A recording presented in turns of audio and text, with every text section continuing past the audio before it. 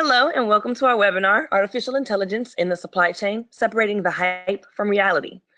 I'm your moderator, Helen King. A few things before we begin. All of the attendees are in listen-only mode, but we encourage you to use the questions panel to the right of your screen to ask questions and keep today's session interactive. We will be recording today's session, and a copy of the recording and the slides will be made available to all attendees within 24 hours of the broadcast. Now I want to introduce our panelists for today. We have Lora Cecere, founder of Supply Chain Insights, who comes to the stage with over 40 years of diverse supply chain experience.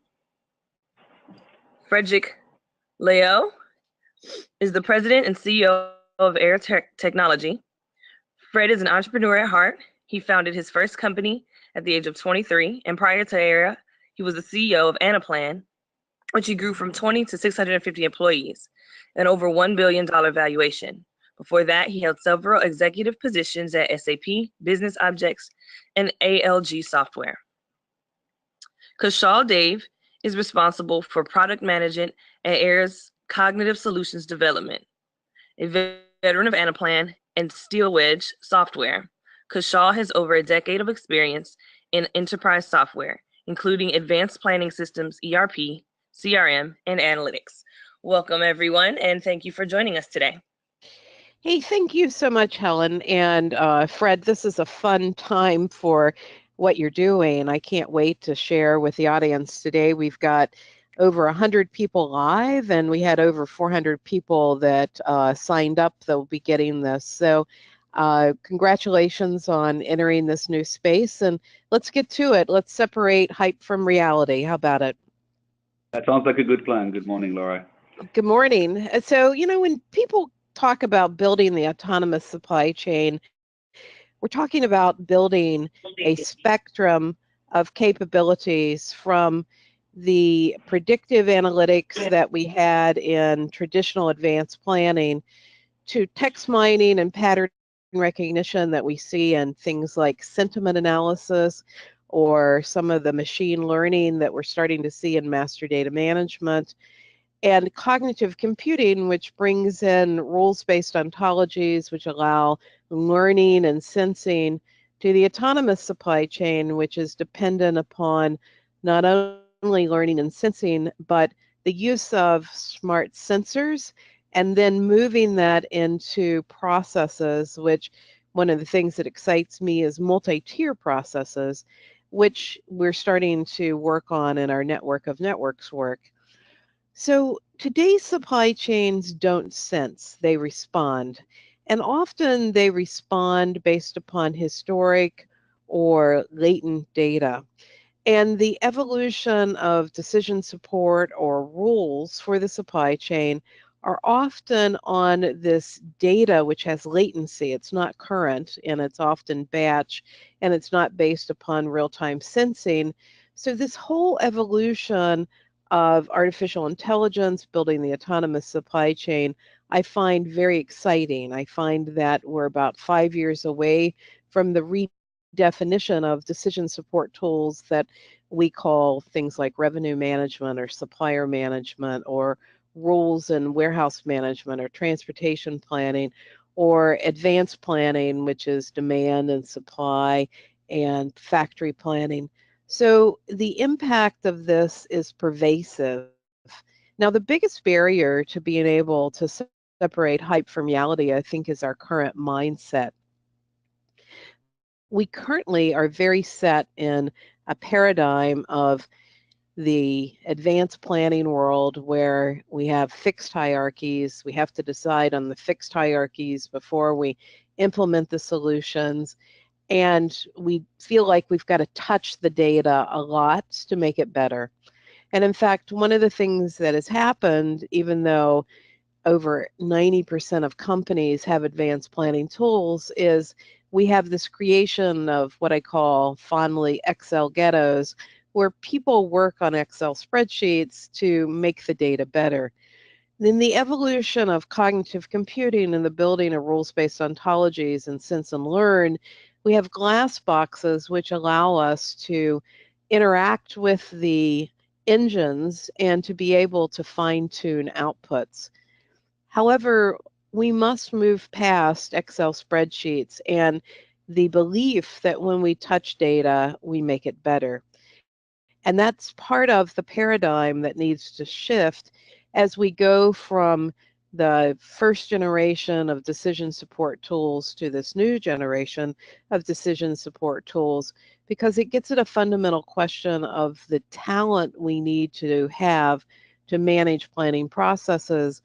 And as we implement new planning processes, we'll find that we need fewer people and we need different skill sets and we need leaders that believe in the power of new engines.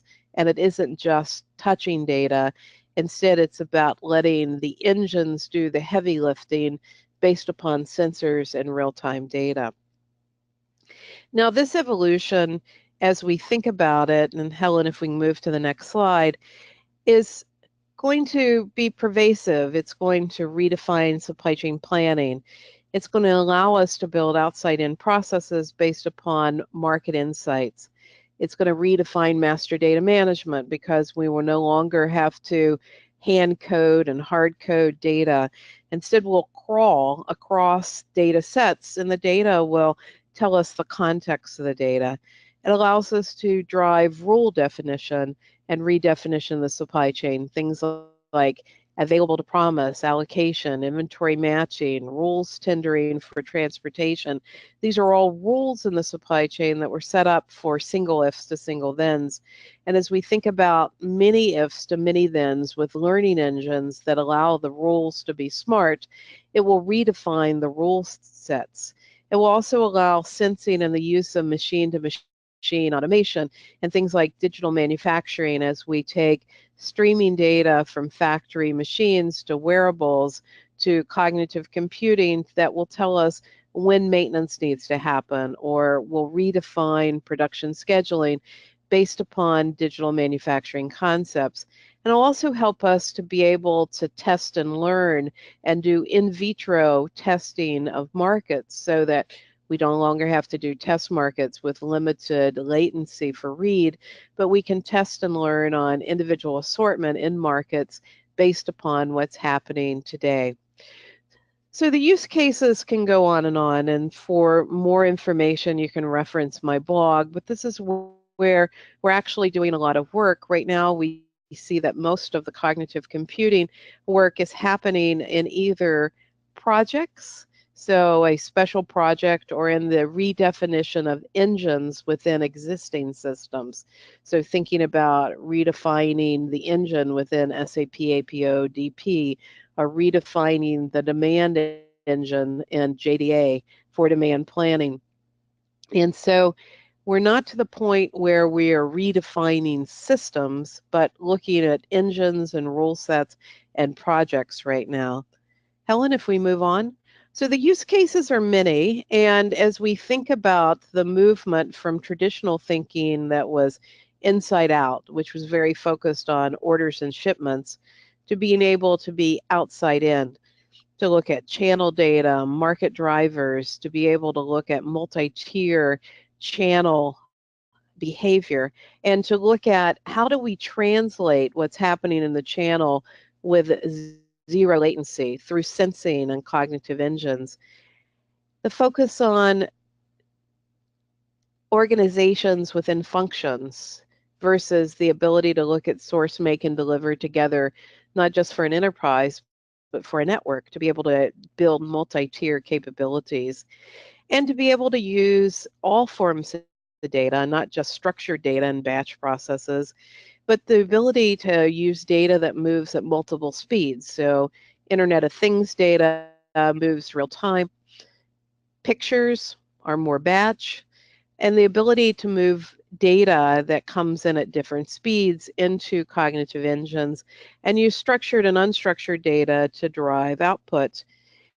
And to also be able to embrace open source technologies like Hadoop and Apache Spark to be able to really look at schema on read versus schema on write. And the sensing to drive an intelligent response and the ability to have autonomous and localized processes that can allow us to act regionally while still connected to global parameters. The traditional thinking has been very much around functions and batch processes and latent data. As we think about the movement to artificial intelligence and cognitive, we have the ability to redefine the processes. And I think our challenge is not just to put new engines on old thinking, but to take advantage of new forms of data that moves at different speeds and drive new outcomes outside in. Next slide, Helen. So as we think about this movement to being able to be data rich and insights poor, which is where we are today, to be able to drive insights, we are moving up a continuum of analytics. And most of my clients are investing today heavily in descriptive analytics or concurrent optimization, which allow much better visualization of what's happening, but doesn't necessarily tell me what to do about it. To predictive analytics, which is more around deep optimization, it's the measurement of constraints. It's looking at multi-tier constraints and trying to maximize outcomes against constraints in predictive analytics, which many of the APS optimization engines were very much around predictive analytics. However, many of them were limited by the architectures of the 1990s and last decade. And as we move into new architectures, we are able to do much more with predictive analytics and move into prescriptive analytics, which allow us to not only get exceptions, but to tell us what to do with the exceptions, to cognitive analytics, which allow us to sense, learn, and respond. Today's engines don't learn. Today's engines are just really giving us pattern recognition off of history. So the movement from reporting to optimization to learning is a major shift, and we are the biggest barrier in this whole transformation. Next slide, Helen. So as we think about the ability to embrace new forms of analytics, when we have our annual conference, we always ask people about, analytics and what's happening and what do they believe will be the most important shifts in analytics for 2030. And you can see that cognitive reasoning and Internet of Things are rated very highly. And I think it won't just be one form of analytics. I think it will be all of the advances in analytics. And instead of hanging analytics off of traditional applications, which I call alphabet soup, in the alphabet soup world is ERP, APS, WMS, SCP. We go on and on and on with the alphabet soup. The alphabet soup was all about functional planning. What we're moving into is analytics architectures, which will sit above the alphabet soup and will connect to workforce productivity that will allow us to sense, act, and learn, and to be able to drive things much more autonomously. Next slide. So as we think about the current world, people want systems that work. 90% of people have demand management, 40% roughly think it's effective. Over 90% have S&OP, 50% think it's effective, et cetera, et cetera. No matter what the decision support is, whether it's revenue management, supplier management, demand management, sales and operations planning, there's a gap. And the gap is both ease of use and the ability to drive meaningful insights out of the engines.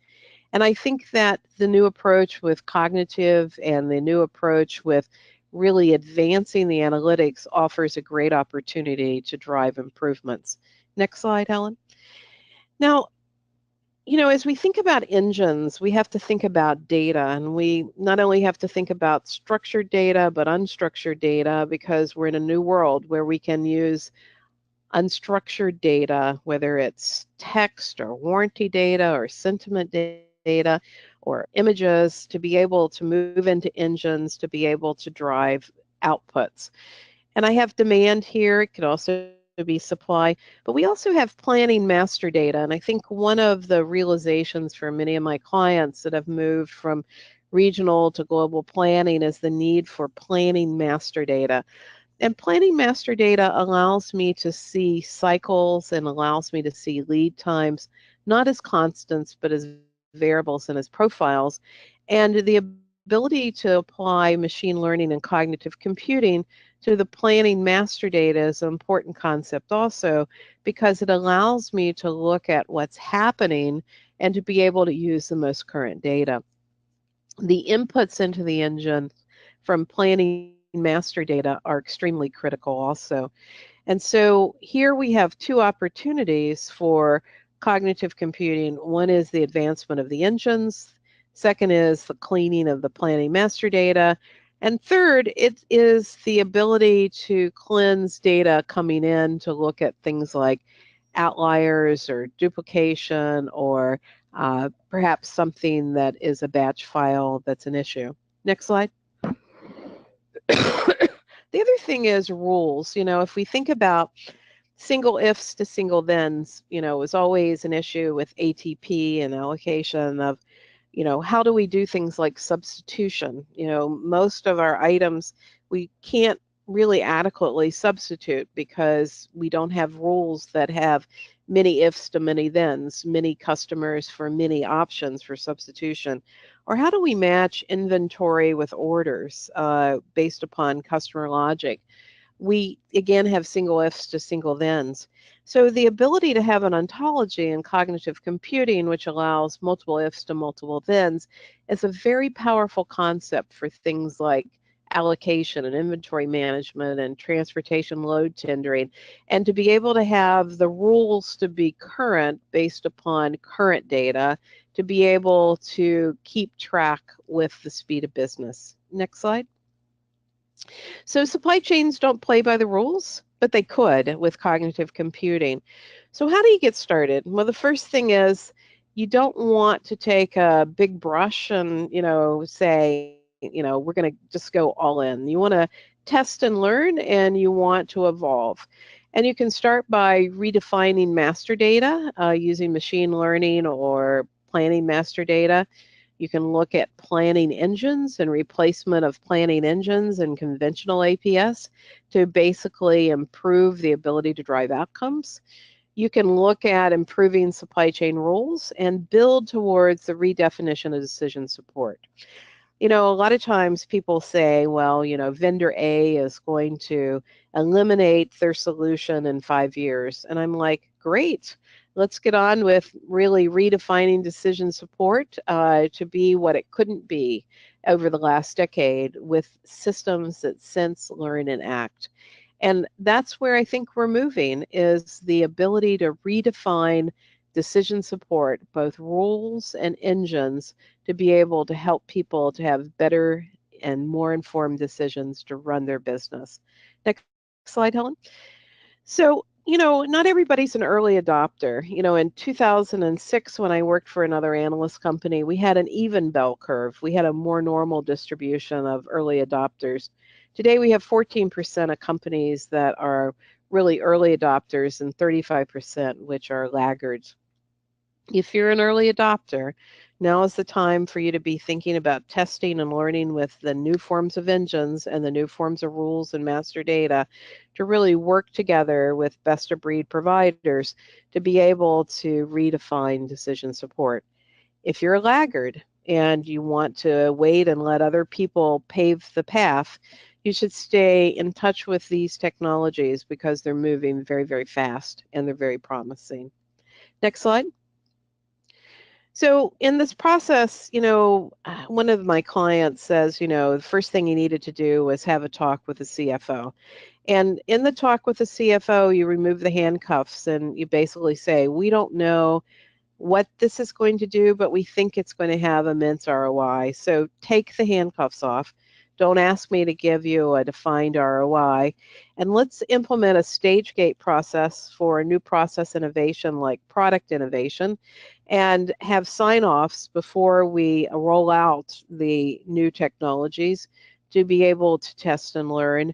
And let's embrace small, scrappy teams. Let's embrace the teams that are going to do this as people that are innovators from IT, people that know the business, but this is not a big bus technology project that involves a lot of consultants. In fact, I find the consultants are actually laggards pushing more conventional ERP-based decision support. The best sources of information and startup help are really best of breed providers like Aera and others that are working in the space. There are about 10 cognitive computing technology companies like Aera that I would encourage people to test and learn and to have small, scrappy teams and partner with the technology innovators closely and manage the hype cycle. So one of the things that you don't want to do is overhype this technology. You want to say it's new, it's promising, you don't know what the ROI is, but you want to test and learn because it makes sense. Next slide. So have the talk with the CFO, understand the limitations of today's technologies, start with a goal in mind, and partner with a best-of-breed provider. And with that, Fred, I want to turn it over to you and have you tell us a little bit about what you're doing at Aera and, what's hype versus reality from your point of view. I know you've been in the analytics space a long time. What's real and what's hype and what do you think people should do? Yeah, thank you, Laura. I think you're 20 something years working on the periphery of the ERP world, on being an actor, with multiple solutions on what we've called this transactional automation phase, which started almost 40 years ago. If you think about SAP birth date, I think it's 1972 or something like that, or 6 maybe. But the point is, we've spent 40 years as an industry working on transaction automation and building all the different planning and analytic solutions that complement the ERP. And I feel that with the team here at Aera that we are at a different phase. Sorry, is there a technical issue? No, good. Okay. We're now at the dawn of a new phase here that we call cognitive automation. And what we mean by that is the ability to, and you touch on a lot of those topics, is the ability to automate how it requires, a lot of technology. And you have questions around hype versus reality. I think you need to get back to what enables that cognitive automation. And fundamentally, the core enabler is 2012. The internet leaders, the Google, the Yahoos, the LinkedIns of the world made a lot of their technology open source and brought to the enterprise where the ability to really scale. And what I mean by that is combine transaction data with quite significant model complexity, all of that with real-time collaboration. And if I look back in my 20 years of enterprise software, this is always this thing that's been very complex, is to combine real-time collaboration with modeling complexity and transaction level. And we always had to compromise on one of these dimensions. We're not anymore. So we're now moving to this era where we can have transaction level information with the complexity of the models that we need to run in order to plan, the different components of our business and our supply chain, and be able to collaborate in real time. So we call this, you call this the autonomous supply chain. We call this the self-driving. Is this the slide that's on right now? Okay, so we're using this little car analogy, and it really literally came up in our offices in Mountain View. We're just thinking about our concepts here, and we saw one of these go by. We're on the first floor, and we said, well, if you think about a self-driving car, it's equipped with this operating system, this cognitive operating system that literally learns in real time. And the characteristic of that operating systems are that it's connected outside and in.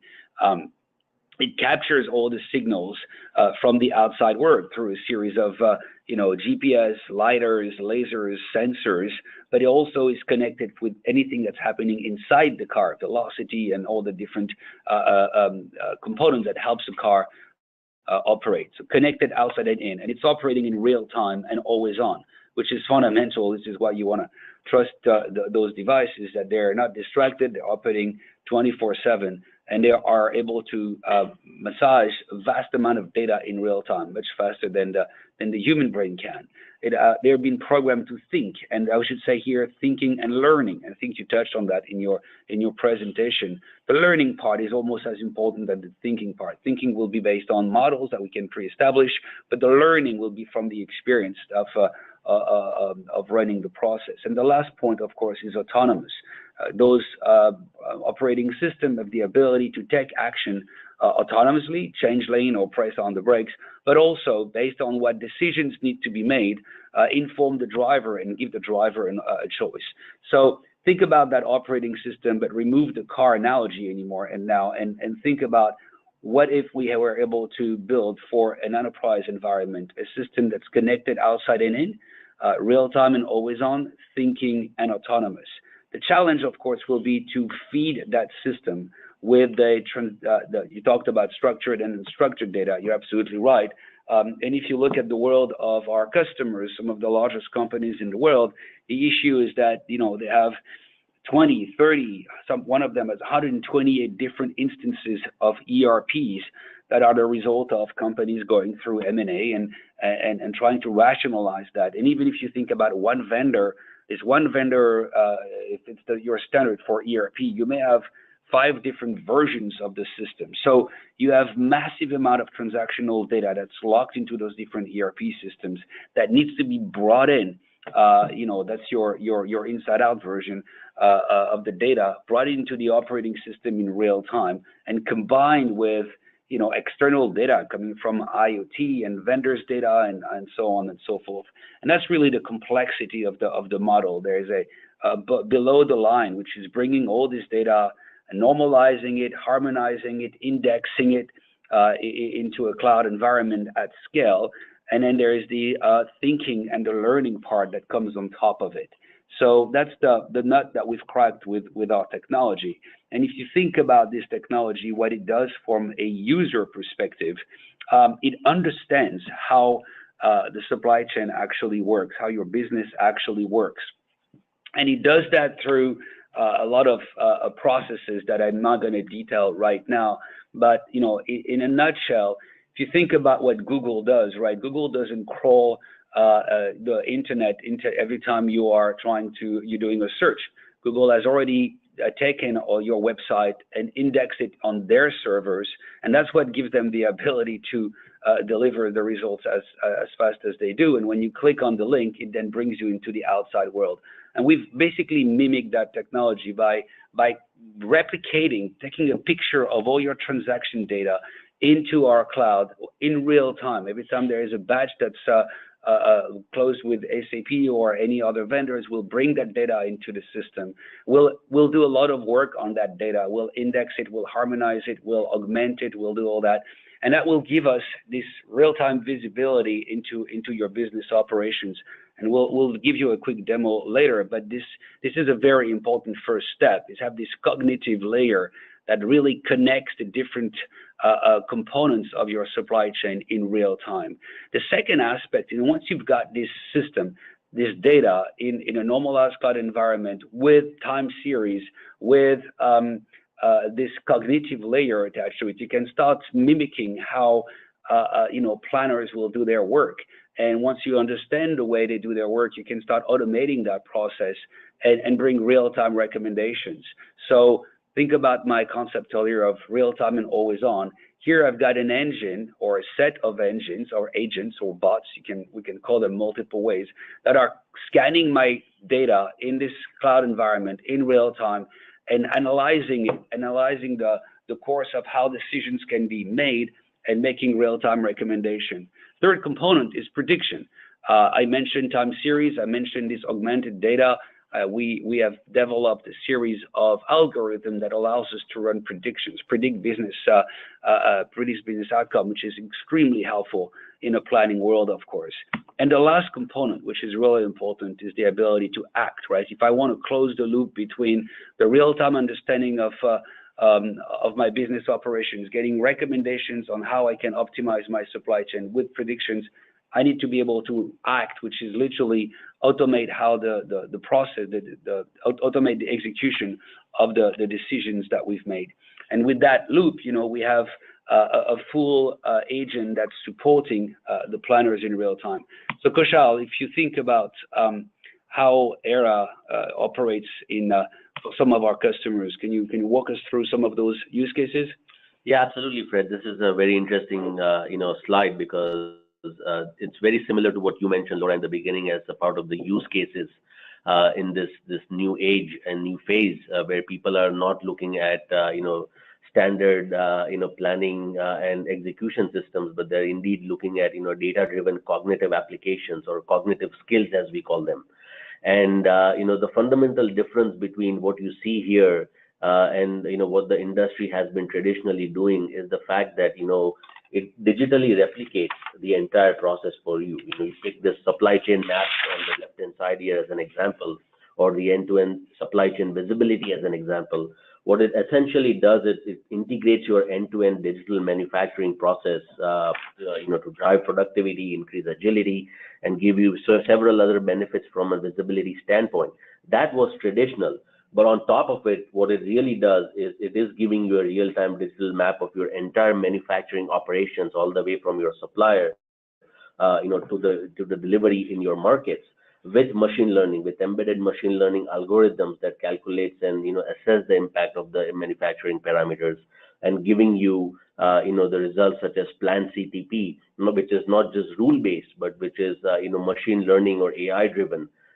Which completely changes how we look at the entire process from an end-to-end perspective.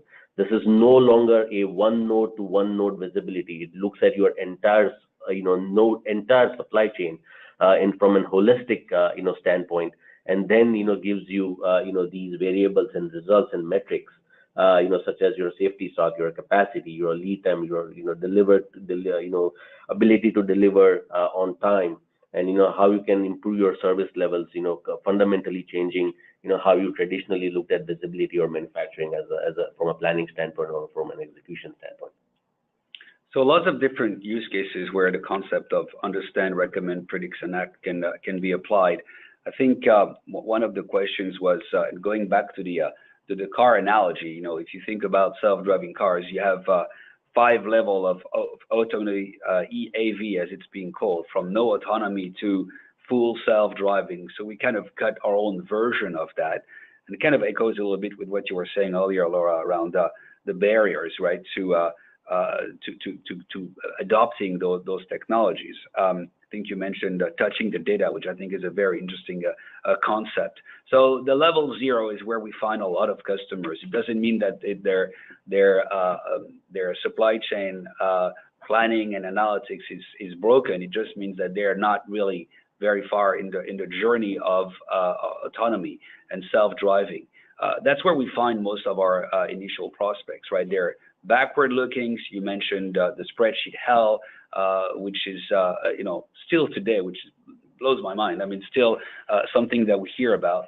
And the first level, if you think about, and this is not ultra rigorous, this is our view of the world, but the first level of in the journey is to get this real-time visibility into your operations, is to get to a point where when you have a question around your supply chain performance or planning, you can actually get the answer in real time. It's building that, as one of our customer calls it, the system of reference. Now, the system of records will be the ERP, but the system of reference that's used by thousands of users every day is that technology. Once you have that real-time understanding of your business operation, then you can apply the second level, which is the recommendations. So the recommendations, I want to be clear about this. I mean, there is a part where it's rules-based. We will sit down and understand how a planner actually does the job, from the analysis to the execution. But there's also a lot of machine learning that's involved in the process to automatically capture the context in which decisions are being made, the impact of the decisions, and then we learn from that over time. So there is the quality of the recommendations will increase over time as we understand how people accept the recommendations and act with them. For example, if I come to you 5 times in a row in a given context and I say, Laura, there is an opportunity to fill open orders with excess inventory, but you have to ship it from point A to point B, and every time you say yes, and I learned that you actually believe that it's the right decision, and over time I'll be able to bring more autonomy in that process, right? So the recommendations go from a suggestions to a fully automated recommendation. The prediction is the next step, which is I'm going to use the machine to actually make real-time predictions on business outcome, and that's pretty. It's what we call the data science heaven, because we're providing this data layer with time series that's fully normalized, that includes a lot of the business metrics that you actually want to predict on. And with this, we're providing all the algorithms, so we can run the predictions over time, and we can make them part of an entire process as opposed to being a side project. Then the next level, of course, level 4, is the action, which is in itself a fairly complicated piece of technology, which is the ability to operationalize your decision back into your transactional system fully autonomously. And then, of course, today where we are with our customers is we're navigating between level 1 and 2, level 1 and 3. We have a couple of pilots right now around level 4, which are truly exciting. I think the level 5, kind of separating the hype from reality, that's still hype, right? So 2 and 3, 1, of course, 2 and 3, we have a lot of customers who are using us with using Aera with a combination of those 3 levels. We have some real projects right now, very exciting, around level 4. I think it'll be years before we go to level 5, and I don't even know if level 5 is what we want to get to. But for a single company, I think level 5 will get really interesting when you think about it in terms of network, right? At that point, there'll be incredible opportunities to to be very, very performant. So if you think about one of these clients who is sorry, hey, yeah. Fred, we have a couple of questions that I just want to interrupt you. I'm sorry, but okay, discussions really around real time, right? Is real time hype? Do we really need real time? Is near real time good enough? Because most of the decision support tools are batch, and they're not real time, right? They're planning tools, and rules are working on time horizons. So the discussion around real time has kind of spurred a lot of questions. Does cognitive have to be real time? I mean, isn't it possible that what we're doing here is just as effective and time phased, longer term processes? So it's a super good question, and we have to we have to define what real time means. I mean, we cannot be more real time than the way the transactions are being recorded and processed, right? So if you are processing your ERP batches every 8 hours, and the data that's going to feed, that's the internal data coming into Aera, will be a few minutes after the process is done in SAP. What real time does, Laura, I think, is trust. So I think we can define real time as that what you're seeing right now on your screen is the most up-to-date version of the data. Is it true real time? It doesn't necessarily matter based on the decisions you're trying to make. Is it actually the most up-to-date data that you can get? That's the trust that you need to establish, and that concept of real time helps establish. One of the criteria that we have is with one of our customers, one of our goal, we define business real time as within 15 minutes of the event actually occurring. And what we said is we want 50% of the data in our system jointly with this customer to be within 15 minutes of the event actually occurring. To get to that point, there is a lot of work that needs to be done. So as Kaushal touched on, there is a lot of use cases that we're touching with our technology. Some of them require this real-time concept. Some of them do not. If you're looking at the long-term planning, you don't need to have real-time data. You need to know that you have the most accurate and up-to-date data. Kaushal, Right. do you want to add? No, I think it goes from use case to use case, like you mentioned. That's pretty clear. Yes, exactly. And I think it's, generalization, it can be at the speed of business, and it decreases latency, right? Correct. And then we have a question on how do you bring in data, and what kind of technologies are you using for the cognitive layer? And I don't know, Kushal, if you're going to touch on that, but we've got a lot of questions on that. Yes, we'll definitely touch upon some of the elements of our data crawling technology, which is a patented technology that we have today. It is fundamentally different than your standard ETL logic because of the fact that the data crawling means that it kind of understands what every bit of that information in your transactional source system means. When Aera crawls into the your ERP tables or your CRM objects, it fundamentally understands and it knows what that piece of information means. When it brings it back into the Aera cloud, it makes it pass through the several different subject areas or facts, as we call them, which kind of allows us to build this cognitive data layer. And once it crosses the cognitive data layer, that becomes an intelligent piece of information on which you can apply data science and several other AI algorithms, so on and so forth. So it is very different than your standard standard ETL logic and data integration technologies available out there. Yeah, step one is to crawl the data. Step two is really this understanding. We have mapped today, I think, 18,000 fields of transactional system. 18,000 fields have been I will say mapped by hand, so to speak. And this is this intimate knowledge of the source data that allows us to build this, what we call this cognitive layer, this intelligent layer, because you cannot have intelligent decisions if you don't have the context of the data. And maybe, Kushal, we can do a quick demo to illustrate that concept, Laura, if that's okay with you, because I think it'll speak for itself when we can show it. Yeah, we've got a lot of questions around dirty data, and there's a belief that you can't really move to this direction with dirty data, and my belief is just the opposite. The dirtier the data, the more you need to move in this direction. Fred, your perspective in this? Yeah, I think you have an interesting angle on that one, where the dirty data is never good, obviously, but the problem that we have is define dirty, and I think that's a much longer conversation. When you are blending, when you're bringing data from one of our customers right now is 128 different ERP systems, your data can be clean in every one of these systems when you start bringing together different sources.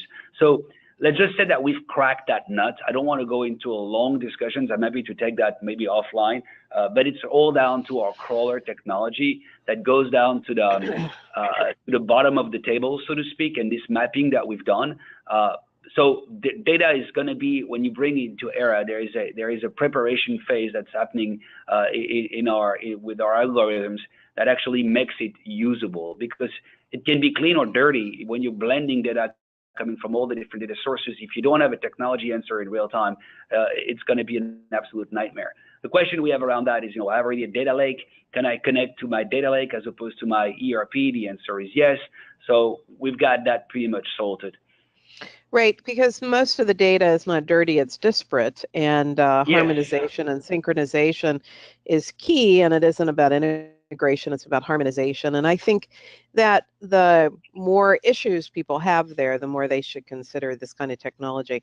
I'm going to let you guys go back to your presentation and let's get to the demo, but we're continuing to get lots of questions. I've got probably 50 questions in the question panel, so a lot of dialogue. So look, given the time, we have 15 more minutes. So I want to give a bit of time for the fun thing, which is the demo. So I'll go super quick through the slide.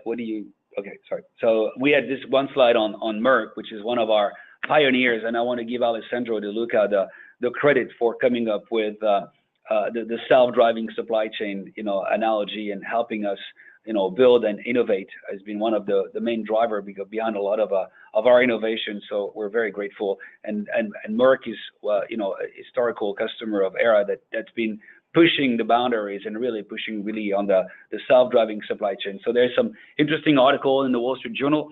As a religion, we don't speak about our customers because what we do is pretty high level and confidential. We have this slide because Alessandro spoke about his work in the Wall Street Journal. But with that, let's move very fast to Kushal and go into a quick demo of Aera, and then maybe we have time for a few more questions.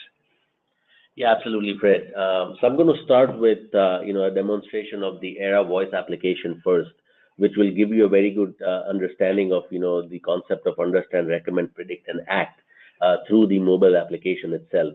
And then we'll go into the web-based demo and demonstrate some more platform capabilities, followed by a very interesting use case from a supply chain standpoint.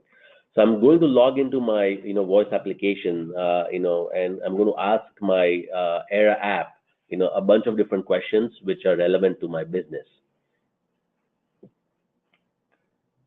Aera, what is my revenue forecast for this month?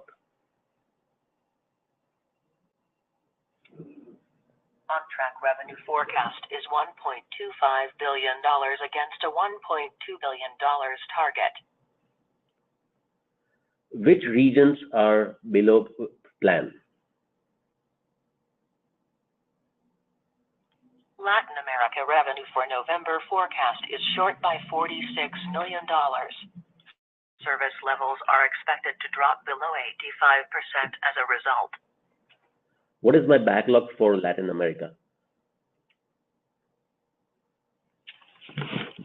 Backlog has risen by $39 million, largely due to finished goods shortage of the logo product.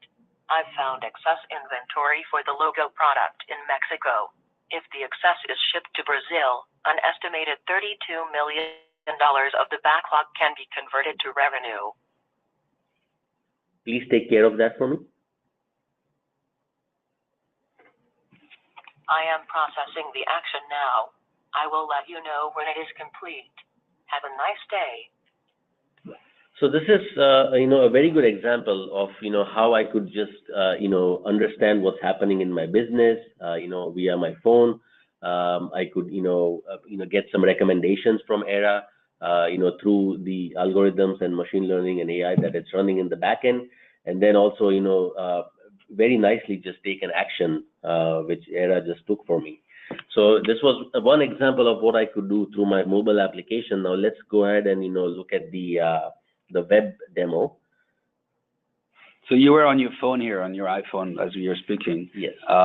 You were just you fired the app, and now you're going into your browser, and same interaction, same application, but different medium. Yep, absolutely. And as I log into the Aera application here, the first thing I see is, yes, I see the confirmation that Aera has recently assigned unrestricted stock to open order, something that I just asked Aera to do. I can also see some really good and strong recommendations or opportunities, which is telling me that if I move my stock from a factory to another factory, I could gain a sales opportunity of, $52 million. I have some descriptive analytics also listed here in terms of, what's my expected revenue. Somebody has shared a report with me, and, I have a customer which has triggered an OTIF exception. What I see here on the top is a Google-like search bar. This is also a game-changing view for anybody, who's using Aera today, because it gives you search results which are contextualized, which are personalized, and they're also connected in a certain degree, right? So if I do a search for this customer, which has triggered an exception here for an OTIF exception, it'll give me results that I really need to see on a day-to-day basis. So let me just search for this customer.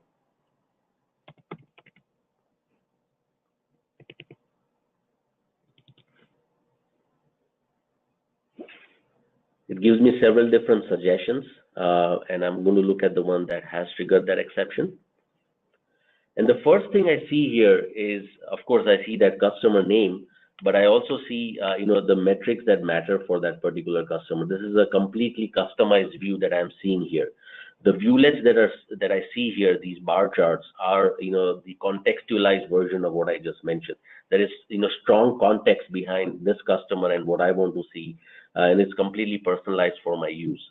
Here, what I see on the right-hand side is a knowledge graph, which is, a suggestion of all the important related information that the user needs to know. From this customer standpoint, you can see that it's connected to the relevant vendor, to the relevant distribution center, to the relevant plant, and to the relevant raw material that, also this customer needs to be, connected to from a supply chain standpoint. I can also see similar customer results, as well, which is using something, similar to a market basket, architecture that you would see in, financial institutions or, retail institutions as well. So this is, the search results are also, algorithmic in nature. There is data science behind it. And, they are very powerful when it comes to, just a simple visualization and getting some, personalized context on, what you want to see. And Kushal, this is what we meant by the system of reference, right? This data comes and it's actually, I'm not going to have time to do it, but you could in one click go down to the transactions, and the transaction can be coming from multiple systems. So this one click gives you access to an aggregated view of the data coming from potentially 10, 20 different transactional systems, or blended with external data sources as well. Absolutely. So can we switch to more about a specific use case now? Yeah, absolutely. So let's pick one that Lora mentioned this morning, right? I mean, she talked about ATP, Sure. Which is fundamentally nothing but a rule-based calculation in transactional systems, or typical APS APO systems. That has become kind of irrelevant because rules are based on theoretical lead time, theoretical allocation rules, which in reality, from a supply chain standpoint, are incredibly variable and volatile. Nothing is constant, and when you use those variable elements in formulas and back calculations, they are going to give you wrong available to promise dates or wrong plan capable to promise dates as well. So if you look at this particular example, here's a very simple view. And again, this has a Google-like search interface, which makes it incredibly simple. All you see here is a place to enter your order number and a place to enter your order line item number. The customers that we are working with today, are asking us to crawl into 50 plus different ERP systems, enterprise data grids and enterprise data lakes, and are asking us to fetch information which is of the order of 100,000 plus orders per day, and 15 to 20 million order line items per day. Mm-hmm. And when you have this amount of massive data across multiple different ERP systems or your CRM systems or any other systems, it becomes very powerful to get this simplistic view and do a simple search and get incredibly powerful results from it. So let's do a simple search on this. I'm going to enter a particular order number and a line item within that order number. And I'm doing a search here, which is using the same search technology that we saw in the previous example. And what it opens up is an entire supply chain map for me, a distribution map for me for that product, that is in that order line item number in that particular order from a specific ERP system. What you are seeing here is, the allocated quantity, the order quantity, the available to promise date, and the expected delivery date. Now, this is not the standard back calculated, ATP date. The first thing that you can see is, you did a search because Aera understands. You get a recommendation on an ATP date because, Aera can make that recommendation using machine learning. If I click on this particular pop-up, you can see, all the different, schedule lines for that particular line item number, but you also see a machine learning based recommended date, ATP date range, which is, very powerful recommendations from a data science perspective as well. Yes, so there is also this component of prediction, which now allows you to kind of get a more accurate date, similar to what Amazon kind of provides when you do purchase something from their site. And then you can also take an action, which I can do through my web application here, and see if I could kind of get this order a little bit sooner. So I'm going to go back into my voice application, and this time I'm going to kind of ask the same questions that I asked the Aera web application. So what is my available to promise date for order number A10001? The locale shell. The available to promise date for this order is November 23rd, 2017. Can I get the order sooner?